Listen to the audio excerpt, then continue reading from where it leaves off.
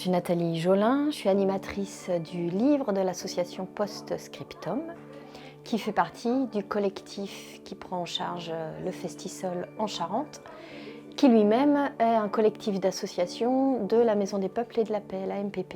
Et aujourd'hui, c'est la finale de 15 jours de rendez-vous au cinéma, dans les quartiers, pour des débats, des rencontres d'auteurs, des ateliers divers et variés. Donc aujourd'hui, c'est le grand final festif et solidaire. C'est le décloisonnement des réalités de groupes sociaux, où là, on s'intéresse à ce qui se passe dans d'autres groupes. On voit les besoins, ce qui existe aussi parce que ça fourmille déjà de solidarité, souvent dans des mini-groupes. Et pour moi, ce Festisol, c'est une mise en commun de tous ces mini-groupes de solidarité locale et internationale.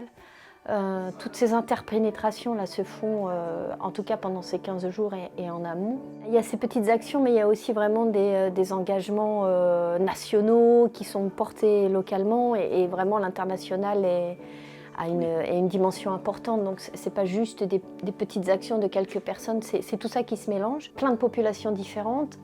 Et puis du coup, ce festival, c'est aussi pour dire engagez-vous.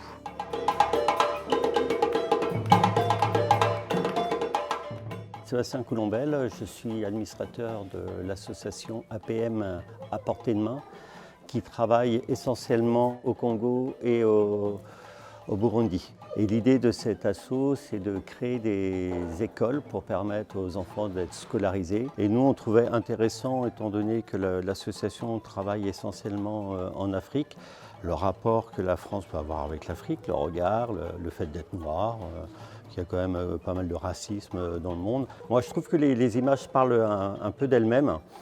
Et c'était de confronter le regard des autres et de dire que voilà, un visage, c'est pas forcément ce qu'en disent les médias. Et donc on a commencé dans la rue. On a installé un appareil photo avec un fond. On avait un fond de différentes couleurs. Et l'idée, c'était d'aller vers les gens, leur demander s'ils étaient prêts à se prendre en photo et de faire genre, ben, voilà, je suis médecin, mais ça ne se voit pas, le contraire.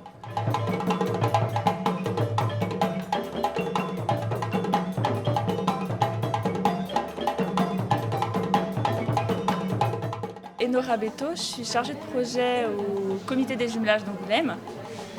Donc le comité de jumelage, c'est une association de coopération et solidarité internationale et on gère en fait les jumelages avec les 9 villes sœurs d'Angoulême. Donc voilà, et cette année on a la particularité, le comité de jumelage, de faire partie des associations qui coordonnent le Festisol Charente. Donc c'est pour ça qu'on est très investis cette année et sur cette journée collective notamment. Et aujourd'hui, on a proposé une table ronde sur les initiatives de solidarité, à la fois à Angoulême et dans nos villes jumelées. Par exemple, des personnes de nos villes jumelées, de Ségou ou de Bury en Angleterre, qui ont apporté une aide alimentaire aux populations les plus précaires. Et c'est ça qu'on a mis en avant lors de cette table ronde-là. Moi, je suis Sylvie Coudière, présidente de l'association Emmaüs, 100 pour un toit Charente. Claudette Violet, vice-présidente de l'association Emmaüs 100 pour un toit Charente. On a été créé en 2016 d'un collectif d'associations. Donc notre association a pour but de loger et d'accompagner des personnes qui seraient sans domicile et qui rentrent dans aucun dispositif existant. Ce sont des accompagnements de courte durée, un petit coup de pouce pour aller vers le logement pérenne. Voilà. On fait adhérer des gens qui s'engagent à verser une somme mensuelle. C'est pour ça que ça s'appelle 100 pour 1, puisque si 100 personnes donnent 5 €, ça fait 500 €, c'est à peu près, grosso modo, le prix d'un loyer, charges comprises. Quand on a un logement, on peut aller travailler, on a une adresse, on peut... Alors, c'est le premier maillon pour retrouver sa dignité, j'ai envie de dire.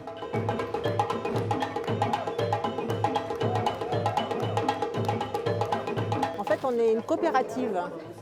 La librairie rue de Beaulieu, aujourd'hui on est à 230 coopérateurs environ, donc on a fait un mouvement citoyen important. Et puis aussi avoir des actions, des choix avec des petites maisons d'édition ou certaines personnes qui font des choses localement, faire des interventions avec des associations du territoire. Voilà.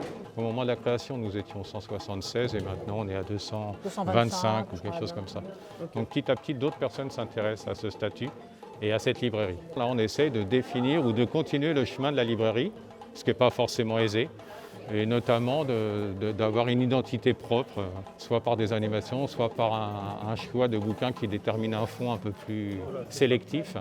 Et du coup, pendant le Covid, on a eu vraiment des beaux témoignages et les gens nous ont vraiment aidés en venant chercher leurs bouquins à travers la grille, par exemple. Pourquoi le festival? D'une part parce que dans le conseil d'administration, on a un certain nombre à avoir des engagements militants. L'engagement dans la librairie, c'est aussi ça, parce qu'on sait qu'il y a des freins aussi par rapport à l'accès aux livres et à la culture qui peut avoir des conséquences.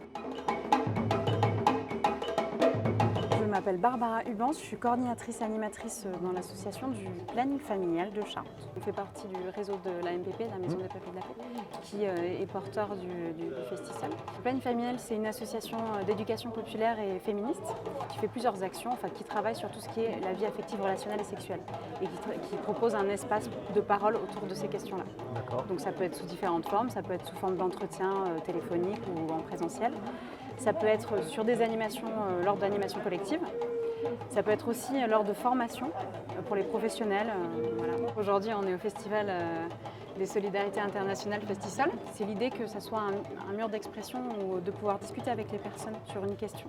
Donc aujourd'hui, la question qu'on a choisie, c'est comment être féministe sur les réseaux sociaux.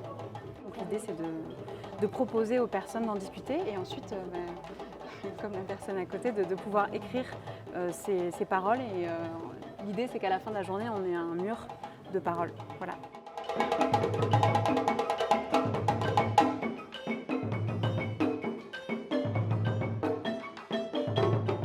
Je m'appelle Céline Chat, je suis coordinatrice à l'association Terra Maison de l'Europe de la Charente. Le Festisol, vraiment pour faire connaître ce dispositif.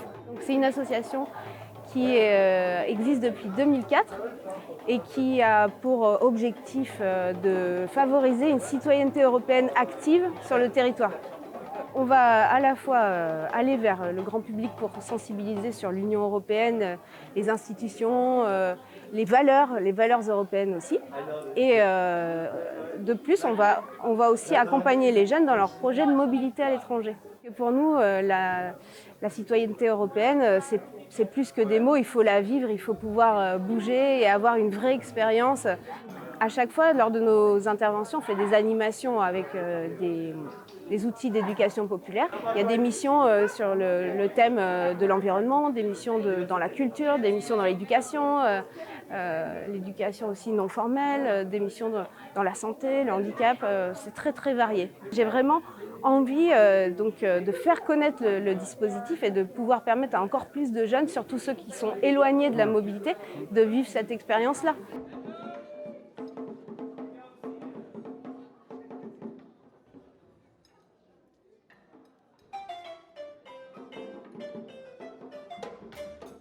Moi je suis Elise du collectif Fait, je suis professeure d'art plastique et graphiste indépendante et je travaille avec le collectif Fait pour tout ce qui est artistique et création de projets.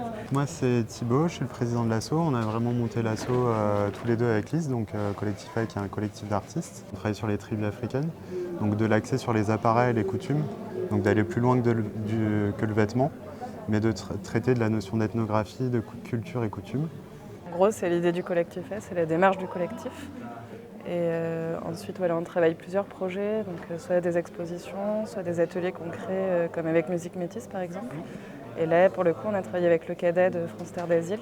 À chaque fois, on essaye de créer des liens vraiment sur notre démarche, comment nous on fonctionne et de l'apprendre en fait au groupe qu'on a et qu'ils puissent utiliser la même démarche que nous on réalise en fait. Un atelier qui a été réalisé avec un groupe de migrants, donc c'était sur plusieurs jours.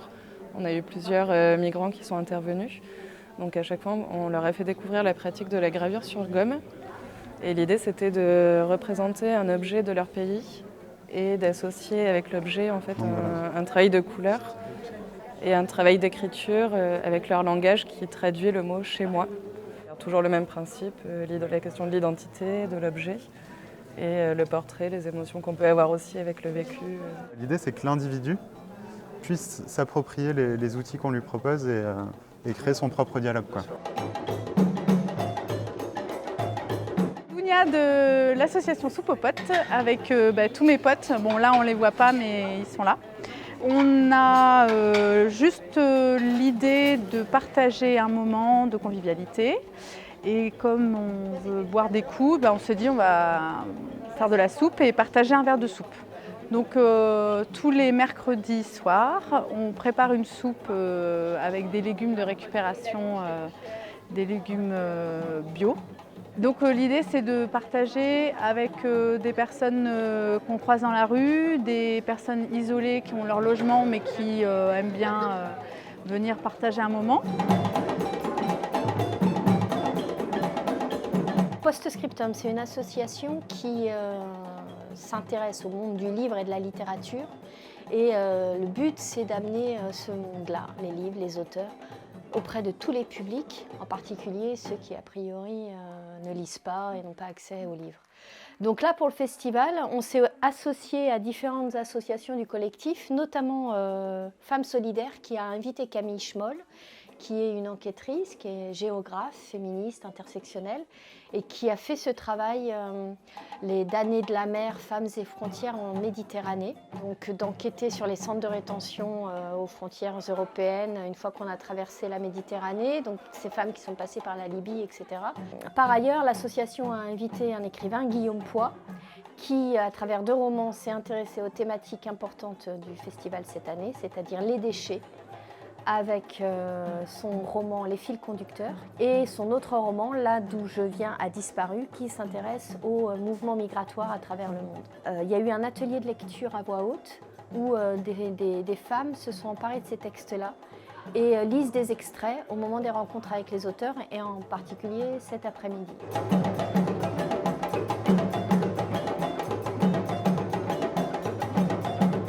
Je m'appelle Anne-Laure Villomèze-Guillemetot, donc je suis adjointe à la ville d'Angoulême au titre de la solidarité. Et donc à ce titre-là, aujourd'hui, j'ai été invitée pour être à une table ronde par les jumelages pour pouvoir parler de la solidarité pendant le Covid et ce qu'a fait la ville pendant le Covid. Au niveau de la solidarité, c'est vrai qu'on fait très attention sur la ville d'Angoulême et Grand Angoulême, à ce que les acteurs qui œuvrent dans l'humanitaire puissent se rencontrer et que les choses se fassent ensemble. Aujourd'hui, on m'avait accueilli parce que pendant le confinement, donc pendant 7 semaines, nous avons ramassé les invendus de la ville pour les emmener dans les épiceries sociales puisque la banque alimentaire était fermée et on a ramassé entre 800 kg et 1 tonne de nourriture tous les jours.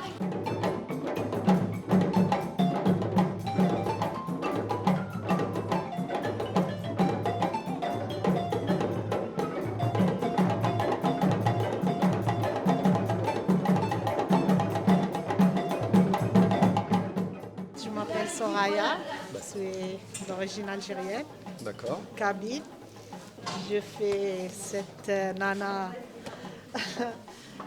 les couleurs de mon identité, premièrement. C'est comme une thérapie, loin de la maison, des enfants. Le partage, on change des idées, on se parle de tout et de rien. Je m'appelle Yara Belkiria et ma mère elle s'appelle Mouna Bouachou. Elle a bien aimé faire la peinture. Quand elle avait fait, elle était contente de l'avoir fait parce qu'elle pensait quand elle était petite, elle avait fait la peinture et elle est contente parce qu'elle avait fait la peinture. Madame Sekran Fatima, donc, j'habite juste dans le quartier. Je suis venue ici, donc on présente, chacun est présent quelque chose. On a avec Zeyna, on a fait les couleurs, on a présenté les choses bien, donc on a bien travaillé, mais on était très contentes.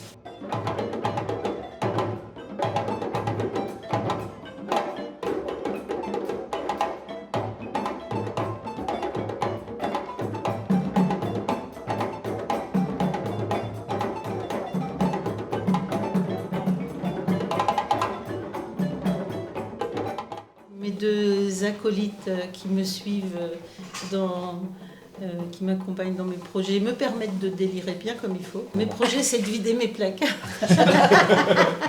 J'ai entassé beaucoup de choses parce que j'ai eu des projets antérieurs qui n'ont pas abouti ou qui se sont arrêtés. Maintenant, il faut que je fasse quelque chose avec tout ça. Et ça m'amuse bien, avec Annie et Martine, de faire ça. De fil en aiguille, on a fait des essais et puis on a affiné nos créations. Ce qui m'a bien plu d'être avec les deux filles là, c'est qu'elles sont un peu barjots. C'est surtout prétexte aussi à passer des bons moments. Des vêtements de seconde main. Moi, je n'utilise, à part mes petites culottes et mes soutifs, je n'achète absolument rien neuf. Tout est seconde main parce qu'on vit dans une société poubelle où tout est à jeter. Donc, je récupère.